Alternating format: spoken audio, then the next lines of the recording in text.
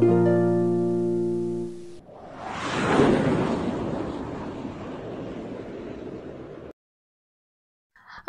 আলাইকুম everyone, welcome to cook with Afroza blog channel. আশা করি আল্লাহর রহমতে আপনারা সবাই ভালো আছেন। আমি আলহামদুলিল্লাহ ভালো আছি। আজকে আমি আপনাদের সঙ্গে শেয়ার করব খুবই সহজ পটলের একটি রেসিপি। সহজ হলেও এটি কিন্তু খেতে দারুণ। যারা পটল পছন্দ করেন না, এভাবে পটল রান্না করলে কিন্তু তারাও এক প্লেট ভাত নিমিশেই শেষ করে ফেলবে।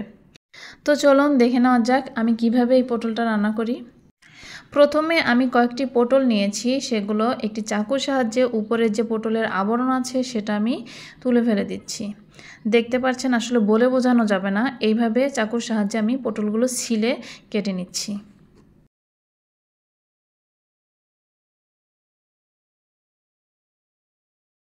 আমি একইভাবে আরও কয়েকটি পটল কেটে এভাবে পানি দিয়ে ধুয়ে রেখেছি। দেখতে পাচ্ছেন কেমন করে কেটে নিয়েছি। ঠিক এভাবে কেটে আমি একটি প্লেটের সাইডে রেখে দিলাম। এখানে আমি রান্না করার জন্য নিয়েছি 2 চা চামচ কাঁচামরিচ বাটা, 2 টেবিল চামচ নিয়েছি নারকেল বাটা, 1 চা চামচ নিয়েছি আদা বাটা, 1 চা চামচ নিয়েছি রসুন বাটা, 3 টেবিল চামচ নিয়েছি পেঁয়াজ বাটা, আর পেঁয়াজের বেরেস্তা বাটা নিয়েছি 2 চা চামচ। এখানে একটি গরম প্যানে তেল দিয়ে দিলাম। আমি সরিষার তেল দিয়েছি হাফ কাপের মতো। এর মধ্যে আমি পটলগুলো আগে ভালো করে ভেজে নেব।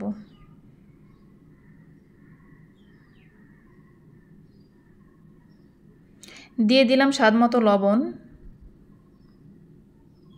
পটলগুলো ভাজা হয়ে গেলে আমি পটলগুলো তুলে একই কড়াইতে আমি পেঁয়াজ কুচি দিয়ে দিলাম। আমি এই কড়াইতেই পটলটা রান্না করে নেব। পেঁয়াজটা লাল হয়ে আসলে এর মধ্যে দিয়ে দিলাম পেঁয়াজ বাটা।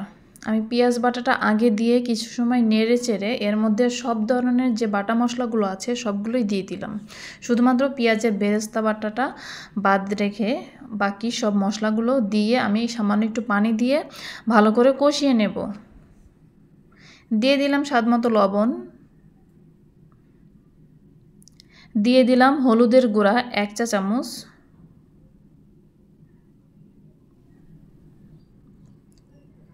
এরপরে দিয়ে দিলাম হাফ চা চামচ ধনিয়া গুঁড়া।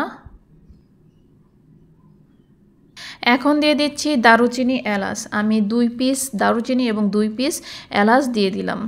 এলাচটা আমি একটু ফাটিয়ে দিয়েছি। আমার কাছে মনে হয়েছিল যে তেল একটু কম, তাই আমি আবার একটু তেল দিয়ে দিয়েছি। এখন পটলগুলো দিয়ে দিলাম। পটলগুলো এই মশলার সঙ্গে ভালো করে কিছু সময় কষিয়ে নেব। আমি সামান্য একটু পানি দিয়ে মশলাটার সঙ্গে পটলটা কষিয়ে নেব। ঢাকনা দিয়ে ঢেকে দিলাম।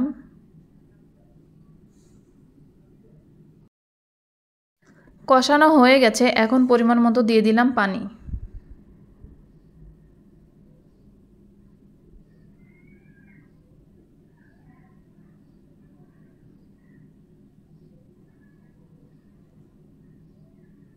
এখন দিয়ে দিলাম সেই পেঁয়াজের বেরেস্তা বাটা। আমি এখানে পেঁয়াজ, জিরা আর দারুচিনি এলাচ তার সঙ্গে একটা তেজপাতা দিয়ে ভেজে বেরেস্তা করে তা ব্লেন্ডারে ব্লেন্ড করে নিয়েছি।